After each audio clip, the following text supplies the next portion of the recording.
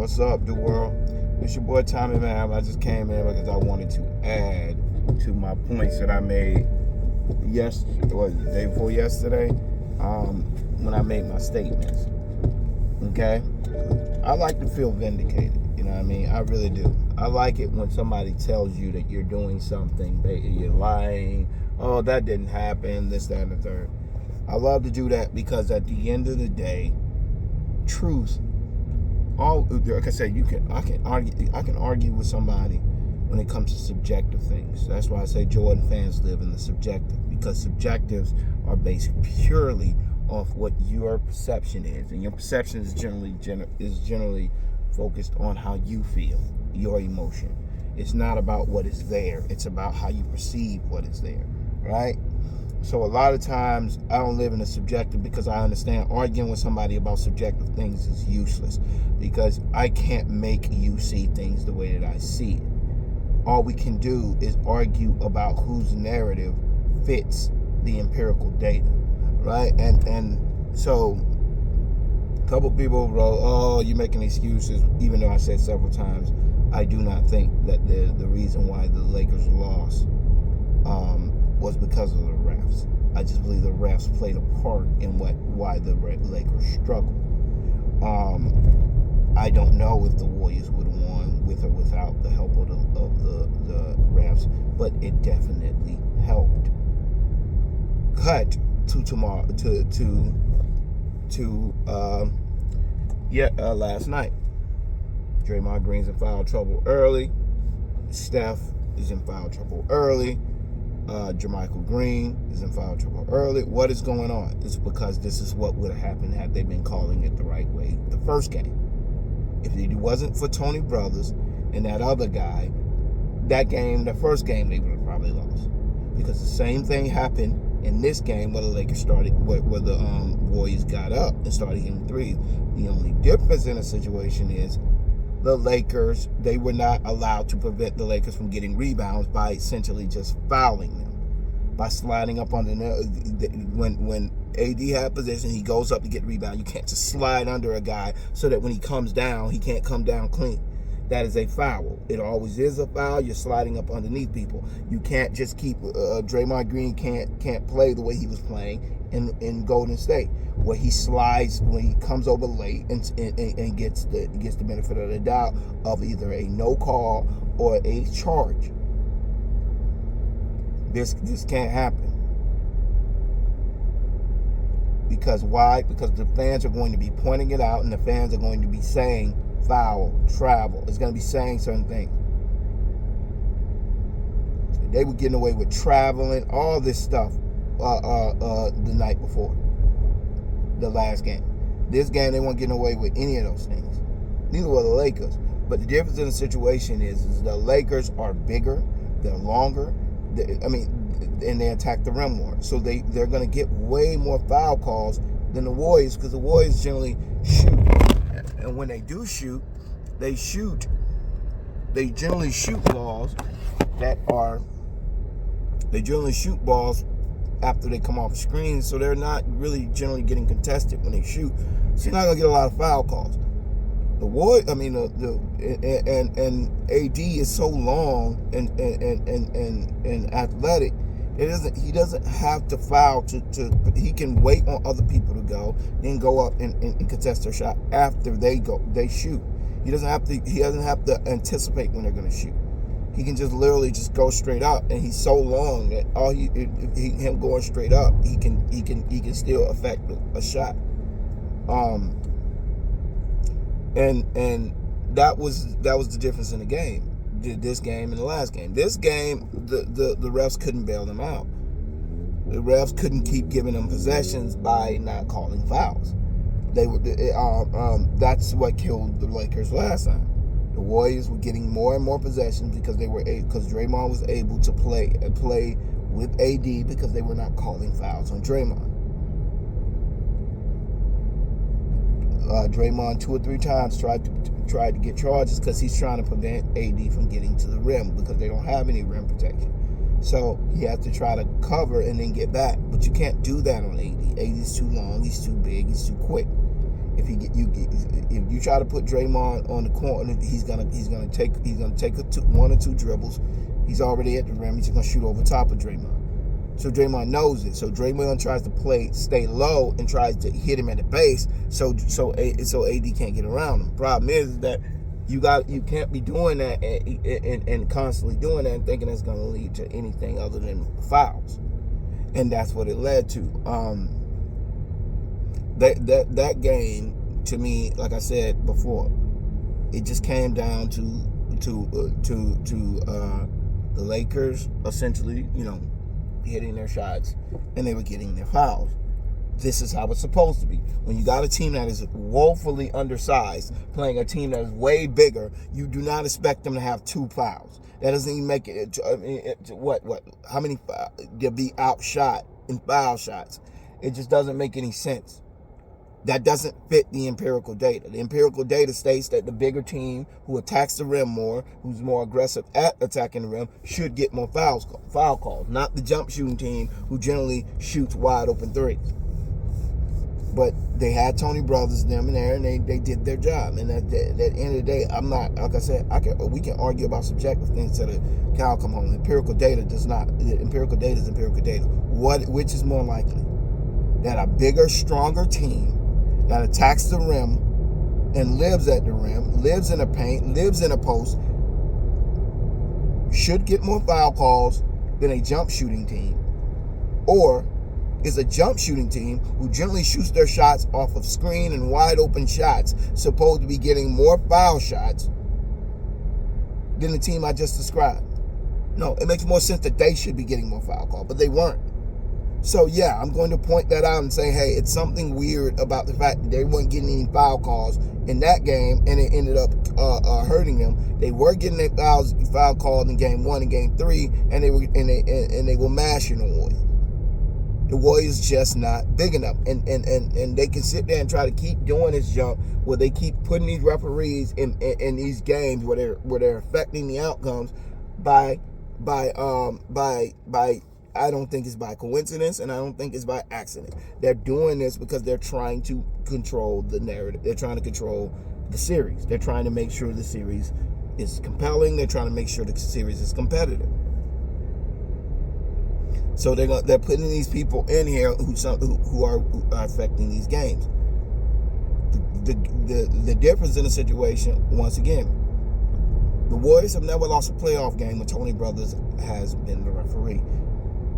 That is empirical. So you would make the argument that at the very least the Warriors like him. They obviously like him, right? That's what you can barely see. At the worst, they essentially put a guy in there that they knew would guarantee a win. This is just real.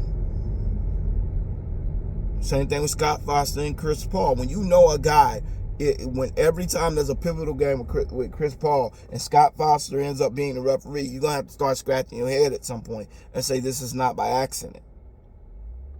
It's the same thing that goes down this Tony Brothers thing. He shouldn't be reffing. If he has a track record of constantly giving them an edge, he should not be a referee. That's his point blank, period. But regardless of that, the nuts and bolts of what happened outside of the fact that the Lakers were getting that call that they weren't getting in game 2, LeBron threw them for a loop. LeBron came out there and his mindset was about picking apart that zone. He forced them out of that zone. And everybody was sitting there watching like, oh, snap, why is LeBron not shooting? This is crazy. LeBron's not shooting.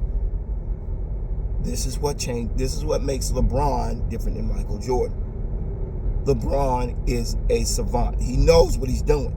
LeBron went out there and said, okay, no, these young y'all giving my young guys a hard time with this zone. But I got y'all. Give me the ball. He picked that zone apart. This man was finding the outlet pass, giving D'Angelo the ball, then going down in the post, bringing that inside, this man, if you go back and watch the tape of that game, that first quarter, where they would talk about him not shooting. LeBron was picking that zone apart, and they were like, we can't stay in this zone. We're gonna get blown out. We can't stay in this zone. Then they came out of the zone, they made a little run, and then after that, you out of the zone. Y'all can't. Once they took them out of their zone, now AD's playing. Now AD can get his rebounds. He can do all the things he was doing before. But LeBron, this is the thing that I say when I say LeBron is the most advanced basketball player that ever played the game. Normal basketball players, you have a point guard. Point guard can do certain things, right? But he cannot do what LeBron does. He can't become the best center on the floor. He can't become the best point guard on the floor. He can't become the best small forward on the floor. He can't become the best power forward on the floor. He can't become the best shooting guard on the floor. LeBron can become one of those things at any point for his team. He can be the best point guard on his team. He can be the best shooting guard on his team. He can be the best small forward on his team. He can be the best power forward on his team. He can be the best small center on his team, or a center in general. So LeBron is such a special piece to have on a championship team, because when a guy can step up there and say, you know what, I know what I'm finna do, give me the ball. So he became a power forward at one point, and he became the point guard at some point, and he became the center at some point, and he went back and became the 3-point standing out 3-point as a shooting guard or the ISO player. LeBron became all those things because all he did was cut. This is a beautiful basketball. If you do not understand it, I swear you're missing out. Understand basketball so you understand what was happening. That was beautiful, and he will never. Nobody will talk about it. Everybody will talk about his 21 points and the 8 rebounds and the 8 assists and Anthony Davis defense. Nobody will be talking about what LeBron did to that zone at the beginning of the game. Nobody will talk about it. But that was the difference. Why LeBron wasn't passing? Why didn't LeBron shoot? Because LeBron didn't need to.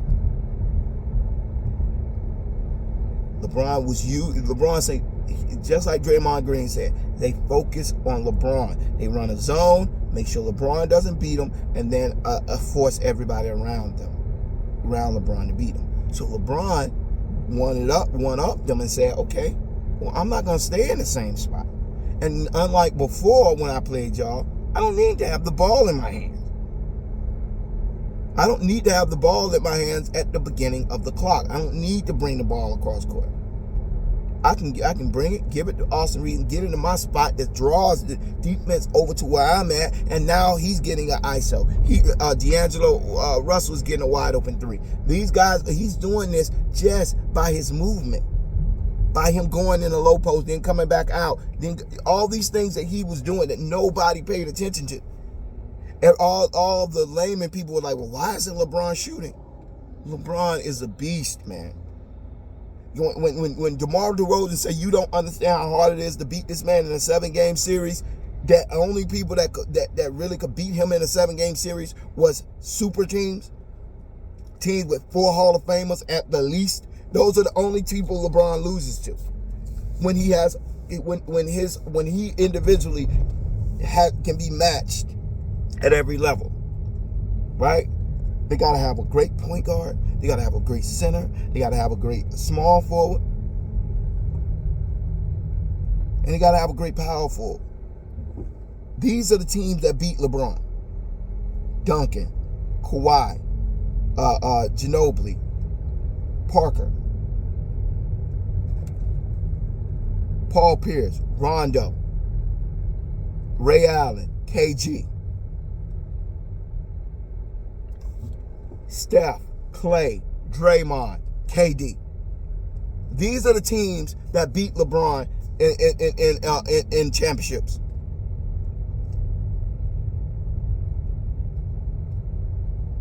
You got to have at least 4 Hall of Famers to beat this man. And this is somehow seen as a negative on his career. That's how good LeBron is.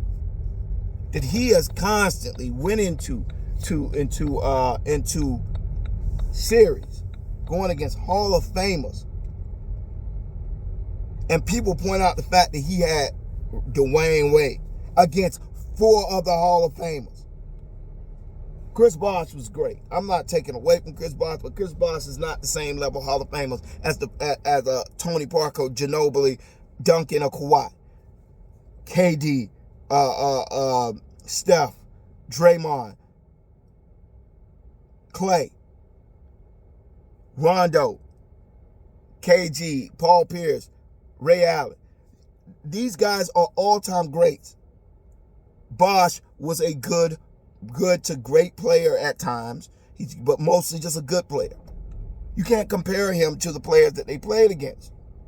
He was a good player, great player at times, superstar at others.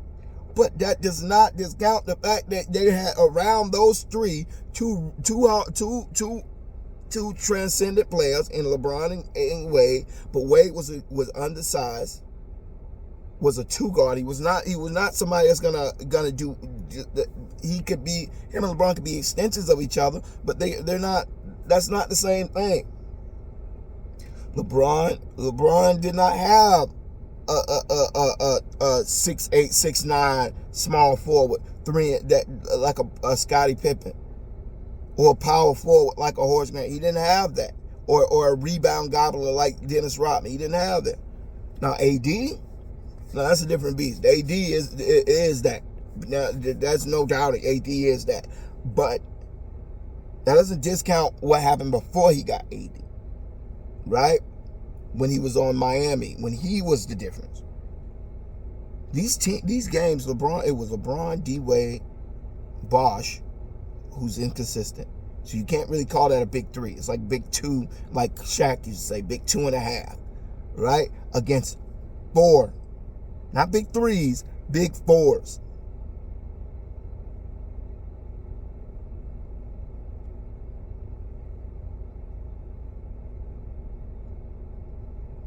When he went to Cleveland, LeBron, undersized guard, and a inconsistent Kevin Love.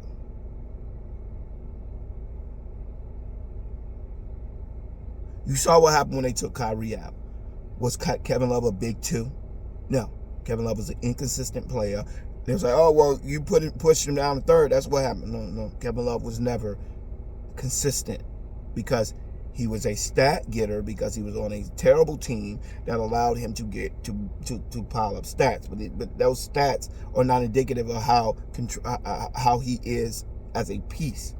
Kevin Love is a Hall of Famer. He's a great player. Same thing with Chris Bosh. But they are not on the level of Dwayne Wade and LeBron James, or LeBron James and Kyrie Irving. They're just not on those levels. But Dwayne Wade was a great player, but he was injury prone. Same thing with Kyrie. Kyrie Irving also was a liability on defense. But LeBron can make up for that. LeBron can make up for the fact that that Dwayne Wade was hurt a lot and missed chunks of the season all the time, sometimes even playoff games. LeBron was an Iron Man, so he could make up for that. The point I'm saying that for is, when DeMar DeRozan says that, you don't know how hard it is to beat this man in a 7-game series. Last night, a person who's watched LeBron his whole career saw something I'd never seen from LeBron. Never seen that from LeBron. That type of artistry. It's like, you just got to tip your hat. The man is crazy. If you don't understand how basketball works, you didn't see anything. But I implore you to, you can find a channel that breaks it down to you, where you can actually see the things LeBron was doing on those pin downs, what he was doing on those back screens, what he was doing. This man was in Draymond's head, because Draymond never knew where he was going to be. So Draymond's eyes are focused on him. Now he can't help Steph, right? He can't help Steph because he's so focused on LeBron. LeBron kept getting right between him and Clay. So now neither one of them can take their eyes off him, because neither one of them know which one is going to have to pick him up. Now he's doing that. Poor Steph is one-on-one with D'Angelo Russell. Or you end up with somebody like Jermichael Green on D'Angelo Russell or AD or Austin Reeves. And Austin Reeves, if Austin Reeves was hitting his shot, it would have probably got out of control way earlier than it did. But Austin Reeves wasn't hitting the shot. Then they brought Lonnie Walker in, and that's when they started to stretch it. But LeBron is the most advanced basketball player. I don't know if that was Darvin Ham's idea or LeBron, so I don't want to take credit away from Darvin Ham. But as far as I know about LeBron, that's probably LeBron. Say, I know what I'm gonna do. What they're doing is they're trying to make me beat them by myself. They know they're trying to get they want me to get the ball, and then I'm gonna get the ball, and then they're gonna be forced to do that.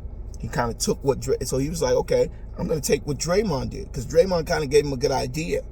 Okay, so because they're not respecting my 3-point shooting as much, I'm gonna set the pick lower. I'm just gonna get down in the post right at that point. And now, the same way they had to respect Draymond, they had to respect LeBron. And now, but the difference in the situation is LeBron can also shoot the 3.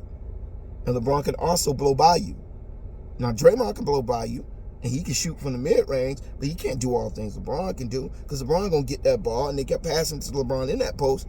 And because of the threat that LeBron presents as a scorer that Draymond didn't, they were getting shot after shot after shot after shot. And D-Lo did his thing because he was getting the ISO, and LeBron knew he was going to have to get the ISO, and LeBron was just letting him go because he's got the most favorable matchup. I'll occupy Draymond. You check, I'll sit in between those two, and I'll occupy that zone where those two have to respect me, because they're playing a zone, meaning they're not manning me up.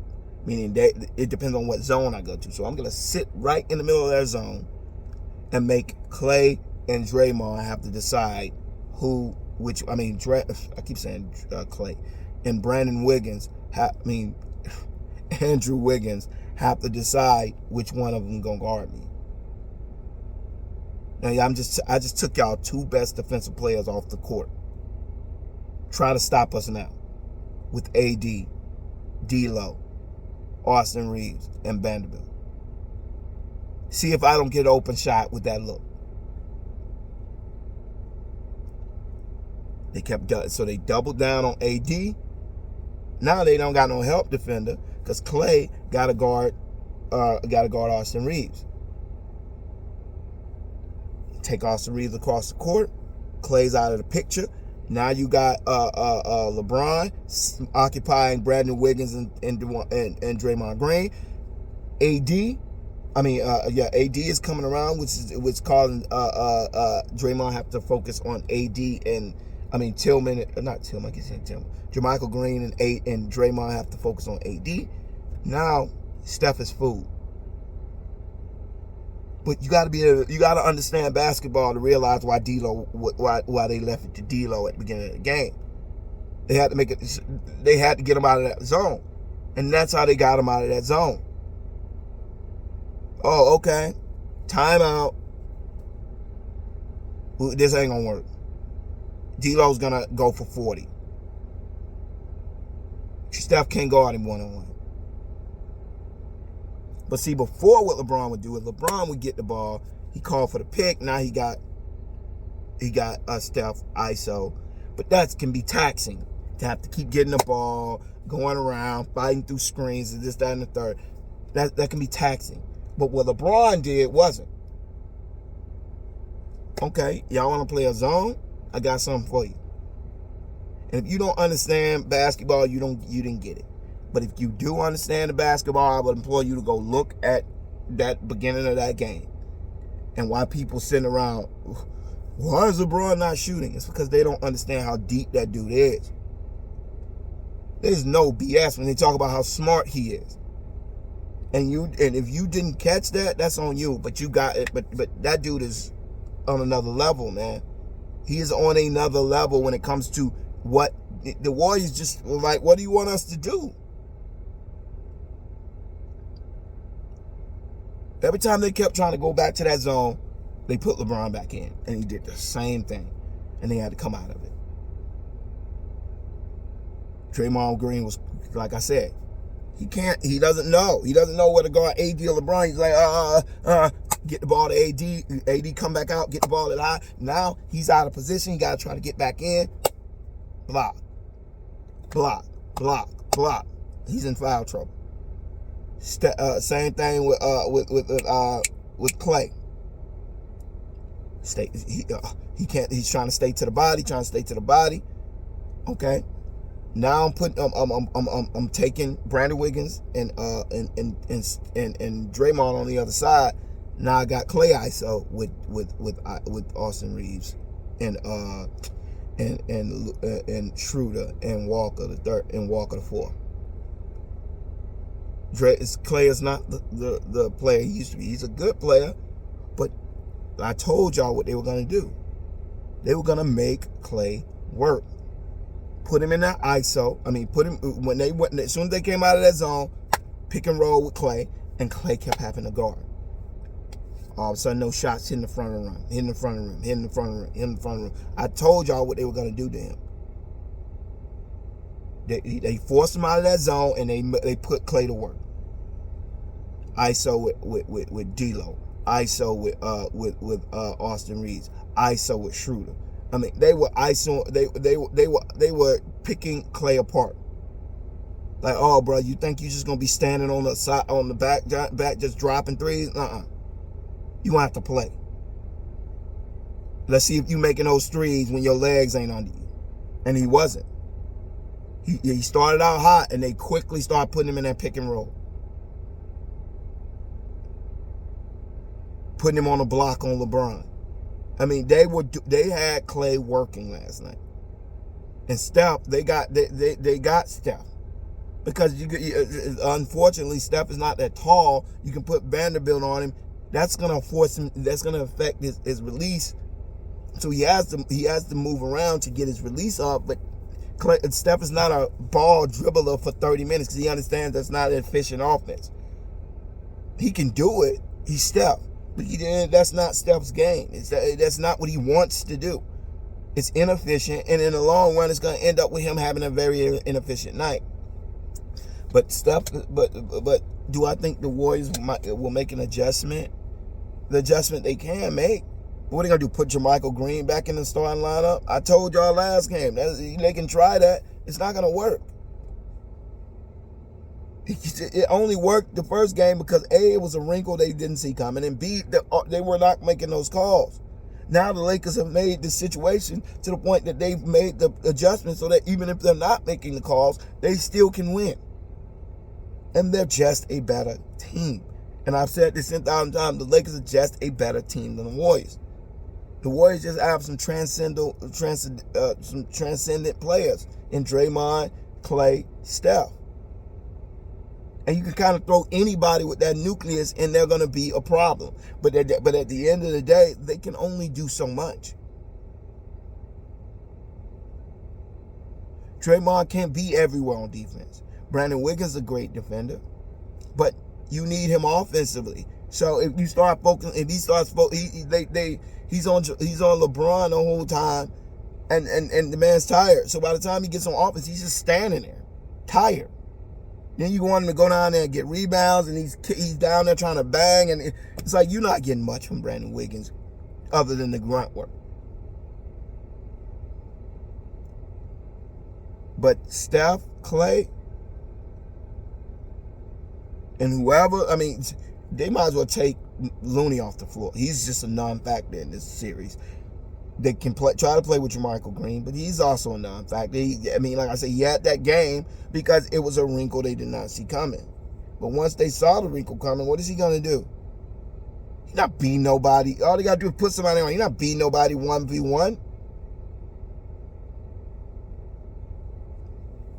So, if you, like I said before, it's a simple scenario. I said the Lakers will lose. I mean, the Warriors will lose in 5 or 6 games. I still believe that they will lose in 5 or 6 games. They got the Warriors. They got their champions. So do I think it's possible for them to pull off another game somewhere within the next 3 or 4 games? Yes. I see them pulling out a game somewhere. It's possible. It's also possible that they don't win another game. They're not equipped. Like I said, getting rid of Wiseman was a dumb decision. You needed that. Looney is just too small. And the worst matchup they could have ended up with was the Lakers. I mean, I don't even know if they would have done that great against Jokic either, because, I mean, it's not like Draymond could go at Jokic. So, Wiseman was one of the pieces they always needed. They never developed him, and then they traded him for nothing. So, anyways, I just wanted to come in and give LeBron his flowers and just talk about stuff that these people just don't get about LeBron that makes him, in my opinion, the most advanced basketball player that ever played the game, and the greatest basketball player that ever played the game. The things he does with his mind, LeBron is a savant, man. Pay attention. Game recognized game, and you got to understand the game to recognize it. And a lot of people was throwing their hands up like, LeBron, man, why ain't LeBron shooting? Because he's getting them out of that zone. That's why he's not shooting.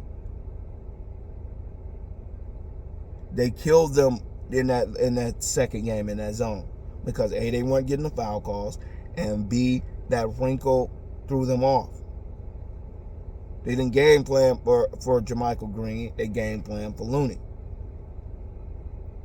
Looney had 20 rebounds in game 1. There's no mindset of them, and the Lakers and the Warriors almost pulled it out. It doesn't make much sense to sit Looney in game 2, but Looney got sick, so that threw him off. They ended up starting JaMychal Green. Now you have a guy who can guard the perimeter and can shoot from the perimeter, and it just throws everything off. It throws your rotations off. Now you want to go in the post, but that wasn't really the game plan going in. It was to shoot more on the outside, and you could tell Anthony Davis was just off. It's like he was shooting like slightly outside, slightly inside, and it was off. His legs were not really underneath him. It was just a bad game 2. And I said the Lakers have a tendency to do that. But now we can add for the wrinkle of JaMychal Green. We can put in some looks for JaMychal Green, defensively and offensively.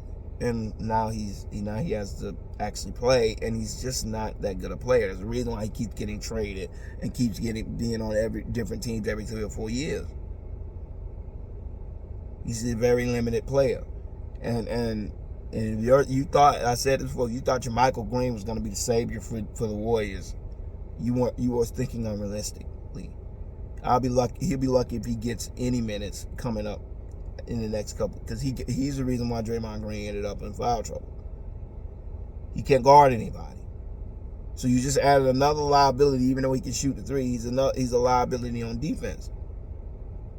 So now you got Steph, JaMychal Green, and you saw they couldn't even play Jordan Poole. And I've told you this a million times. They're gonna play him off the floor. They can't play him. He's just not. He doesn't give enough. He just doesn't give a shit about playing defense, and he doesn't even try to guard without fouling. If you get by him, he will foul you. He doesn't know how to stay in front of anybody, and he's not disciplined when it comes to defense. So he's a non-factor because he can't even stay on the floor. So I said this before: the Warriors give up offense for defense and defense for offense. They can't. The Lakers don't have to do that. Lakers can put up several lineups in which they can shut you down defensively and still give you the business on the other end. The Warriors can't do that. They have to rely on Steph or